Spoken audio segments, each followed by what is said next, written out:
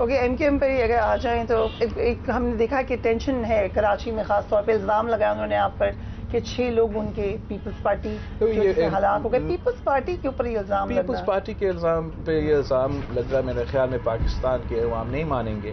وہ جانتے ہیں کہ پاکستان پیپلز پارٹی ہمیشہ پرامن سیاست پہ یقین رکھتی ہے، ہمیشہ پرامن سیاست کی ہے. اور پاکستان کے عوام، خاص طور پہ کراچی کے عوام، ان ایم کیو ایم والوں کو جانتے ہیں، پہچانتے ہیں. ان کو پتہ ہے کہ یہ نہ صرف نفرت اور تقسیم کی سیاست مگر تشدد کی سیاست پہ یقین رکھتے ہیں. انہوں نے کراچی کے سڑکوں پہ ان کے اس شہر کے شہریوں کا خون بہایا ہے. ان کا طریقے سے طرز سیاست یہی ہے. اور ہم تو پاکستان کا کراچی کے عوام سے خاص طور پہ اپیل کرتے ہیں کہ ہم شکر گزار ہیں کہ انہوں نے بلدیاتی نظام پہ مجھ پہ اعتماد کرتے ہوئے پیپلز پارٹی کو جتوایا، تاریخ میں پہلی بار میئر منتخب کروایا.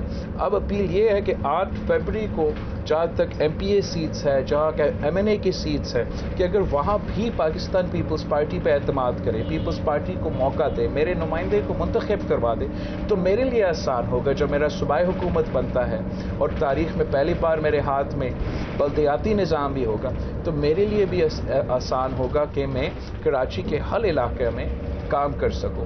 جو باقی سیاسی جماعتیں ہیں وہ اسی تقسیم کی سیاست میں یقین رکھتے ہیں. کوئی لسانیت کی بنیاد پہ ہمیں تقسیم کرنا چاہتے ہیں، کوئی مذہب کی بنیاد پہ ہمیں تقسیم کرنا چاہتے ہیں، کوئی فرقہ واریت کی بنیاد پہ ہمیں تقسیم کرنا چاہتے ہیں. ہم بلا تفریق کام کرنا چاہتے ہیں، خدمت کرنا چاہتے ہیں. پاکستان پیپلز پارٹی نے ہم سمجھتی ہے کہ یہ ہم سب کا کراچی ہے اور ہمیں سب مل کے ان کا مسائل کا حل نکالنا ہے. کچھ اور انٹرسٹنگ باتیں بھی ایم کیو ایم نے کی، but will come back to that. ذرا چلتے ہیں پی ایم ایل این کی طرف.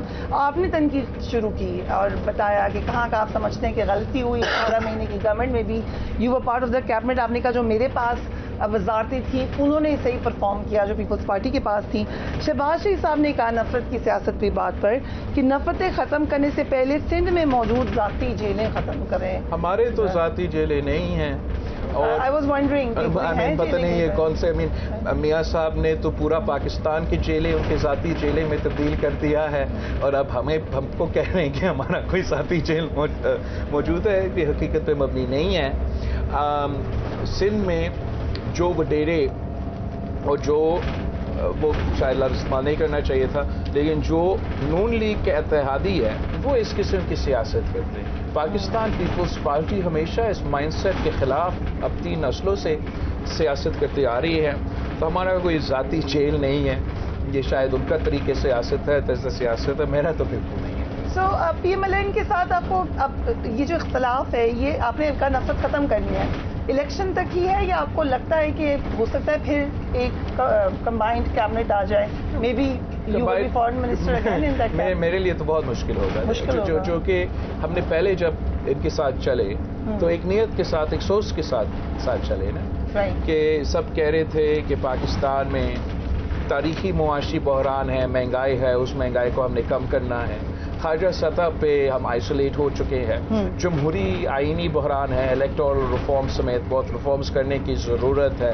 ووٹ کا عزت دلوانا تھا ہم نے تو اس نیت کے ساتھ ہم ساتھ ایک نئی ڈیفینیشن دی ہے شہباز شریف صاحب نے. ہاں میں نے وہ مجھے نہیں پتا، لیکن کہ ووٹ دے میں آپ کو عزت دوں گا یہ. اچھا شو. لیکن جو جس طریقے سے جب ہم ساتھ مل کے چلے، وہ جس نیت کے ساتھ ہم ساتھ مل کے چلے، میں نے تو اپنے طور پہ خلوص نیت کے ساتھ کام کیا، دن رات محنت کیا کہ میں پاکستان کو اس آئسولیشن سے نکالیں. مگر مجھے احساس ہوا کہ جو ہمارے اتحادی ہے وہ شاید یہ دلچسپی نہیں لے رہے تھے کہ ہمیں مہنگائی کو کم کرنا ہے، معاشی بحران سے نکلنا ہے، ہم نے جمہوری بحران آئینی بحران کو، جمہوریت کو مضبوط کرنا ہے. وہ صرف ایک چیز کی فکر مند تھے کہ ہم نے میاں صاحب کو 4تھی بار وزیر اعظم کی کرسی پہ بٹھانا ہے چاہے جو بھی ہو. اور مجھے یہ بھی لگا کہ ہم پہلے تو شاید پی ڈی ایم کے ساتھ تھے، آہستہ آہستہ وہ پی ڈی ایم ہی نہیں رہے، وہ شاید پی این اے کی طرح بنے یا آئی جے آئی کی طرح بنے, اور میں اس قسم کی سیاست کے ساتھ نہیں دے سکتا ہوں. تو آئی ایم ویری کلیئر کہ اگر چاہے وہ خان صاحب کی جماعت ہو یا نون لیگ کی جماعت ہو, انہوں نے یہی پرانا نفرت اور تقسیم کی سیاست کرنا ہے تو اس کے ساتھ میں بالکل نہیں دے سکتا ہوں. اگر انہوں نے ایک نئے سیاست کام کرنا ہے, ہمارا کھویا ہوا مقام واپس دلوانا ہے, تو میں اتحادی تو شاید نہ بن سکے لیکن اس قدم کے ساتھ ضرور دے سکتا ہوں. اوکے, آپ نے فارن منسٹر کی حیثیت سے کام کیا, کچھ ابھی ریسنٹلی معاملات ہمارے خراب ہوتے ہوئے نظر آئے, تھوڑی سی ہم نے ایران کے ساتھ بھی ہوا, افغانستان کے حوالے سے بھی کچھ قدورتیں تھیں. کیسے دیکھتے ہیں آپ افغانستان کے ساتھ ہمارے تعلقات کو؟ جہاں مشکلات ہے, مسائل ہے, کمپلیکیٹڈ ہے, خاص طور پہ افغانستان, مگر ساتھ ساتھ ہمارا ایران کے ساتھ تعلقات اور بھارت کے ساتھ جو ہمارے تعلقات ہیں وہ بھی دنیا کے سامنے ہیں. اب میں پوچھتا ہوں کہ کب تک پاکستان اس طریقے سے چل سکتا ہے کہ 3 میں سے 4 جو ہمارے ہمسایہ ملک ہیں ان کے ساتھ ہم اس طریقے سے بات نہیں کرتے, اس طریقے سے ٹریڈ نہیں کرتے, اس طریقے سے انگیج نہیں کرتے.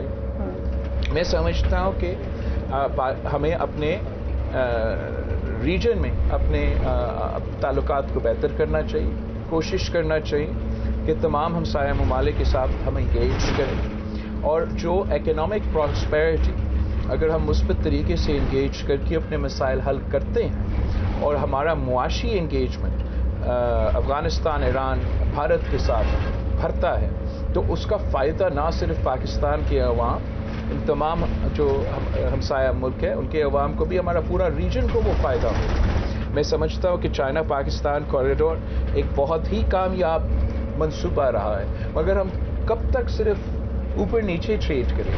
ہمیں ایسٹ ٹو ویسٹ بھی ٹریڈ کی طرف جانا پڑے گا, بھرنا پڑے گا, بات کرنا پڑے گا کہ کشمیر پہ ہمارے مسئلے ہیں, دہشت گردی کے پہ ہمارے مسئلے ہیں, ان کے بھی مسئلے ہیں. ان دونوں ایشوز پہ ہم بات کر کے, آپس میں بات چیت کر کے ان مسئلے کا حل نکالنے کی کوشش کریں. میرا تو ایک خواب ہے کہ جو ہمارا جی ٹی روڈ ہے وہ بھی ایک اکنامک کوریڈور بنے, جو ایسٹ سے لے کے ویسٹ تک کا اکنامک کوریڈور بنے. ہمارا پنجاب کے شہروں سے لے کے بنگلہ دیش کا چترگان تک یہ ایک اکنامک کوریڈور بنے. اور میں اگر اس خواب کو میں نے ایک حقیقت میں تبدیل کرنا ہے تو وہ ڈپلومسی کے تھرو کیا جا سکتا ہے, مل کے کام کرنے سے کیا جا سکتا ہے, اور ہمارا پورا ریجن اس کے بعد انشاءاللہ تعالیٰ ترقی, معاشی طور پہ ترقی کرے گا. بہت ساری اسپیچز ہم نے دیکھی, اسپیشلی آج کل دوبارہ کمپائل کیا محترمہ بینظیر بھٹو کی.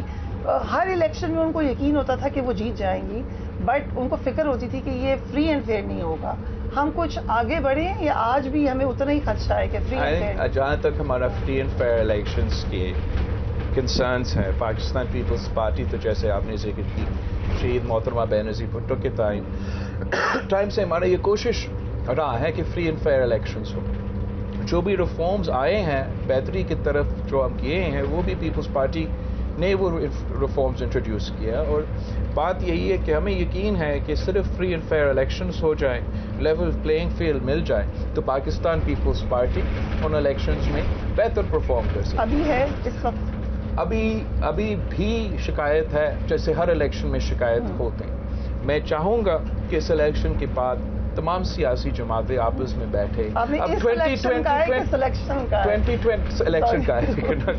2024 میں پہنچ چکے ہیں, ہم کب تک مذاق کریں گے ہمارے ملک کے ساتھ, ہمارے ملک کے عوام کے ساتھ؟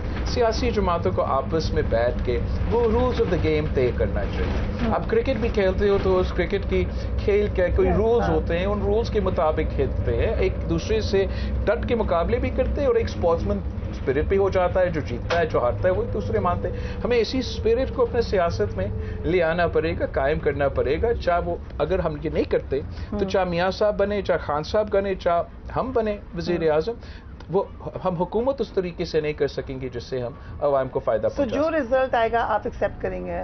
امید ہے کہ ہمارا پولنگ ڈے اچھا چلے گا, دھاندلی کے الزام اس طریقے سے نہیں لگیں گے, لیول پلینگ فیلڈ کے اعتراضات میرے کینڈیڈیٹس کی طرف سے نہیں آئیں گے, تاکہ میں یہ الیکشنز کے رزلٹس قبول کر کے آگے بڑھ سکوں.